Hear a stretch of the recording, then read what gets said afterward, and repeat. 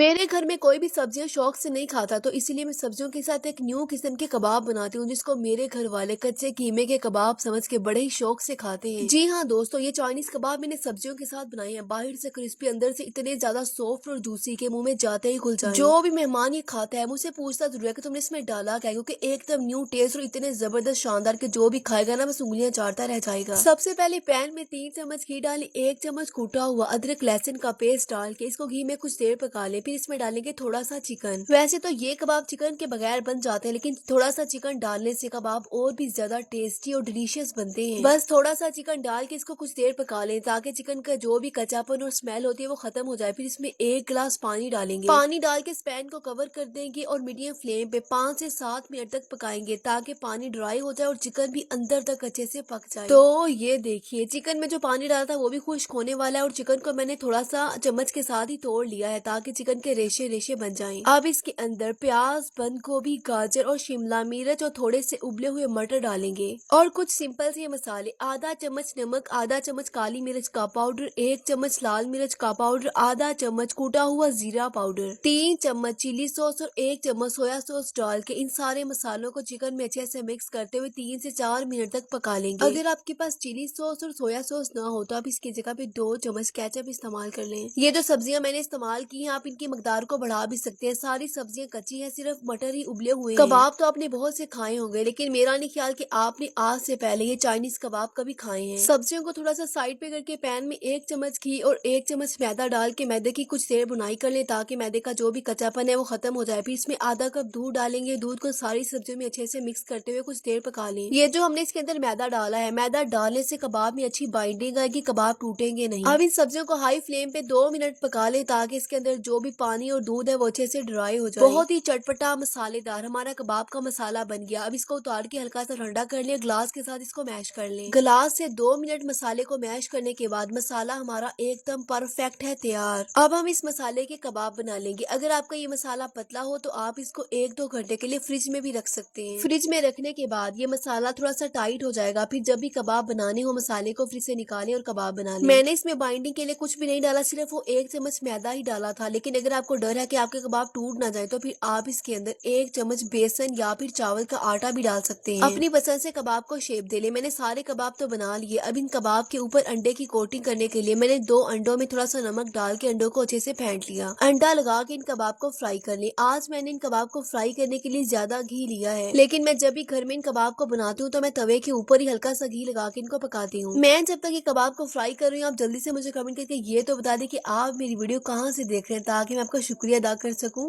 तो देखा आपने कितना आसान है ये चाइनीज कबाब बनाना। जो भी इसको खाएगा यकीन ही नहीं कर पाएगा कि आपने ये सब्जियों के साथ बनाया या फिर ये कच्चे कीमे के कबाब है। आपने कभी सोचा नहीं होगा दोस्तों कि हम सिंपल सी सब्जियों के साथ ऐसे मजेदार से न्यू किस्म के चाइनीज कबाब बना सकते हैं जो कि खाने में बहुत ही टेस्टी होते हैं। वेरी इजी टू मेक, खाने में उतने ही जबरदस्त शानदार बेहतरीन के जो भी खाएगा ना बस उंगलियां चाटता रह जाएगा। मेहमान तो खा के आपसे पूछेंगे जरूर कि आपने इसमें डाला क्या है। बाहर से क्रिस्पी, अंदर से बहुत ही सॉफ्ट और इतने ज्यादा नरमो मुलायम जूसी के मुंह में जाते ही घुल जाएंगे। मेरे कहने पे एक बार इसको लास्ट में ट्राई करें। वीडियो जरा भी अच्छी लगे तो वीडियो को लाइक करके इस तरह की मजीद आसान रेसिपीज के लिए मुझे फॉलो कर ले। Thank you.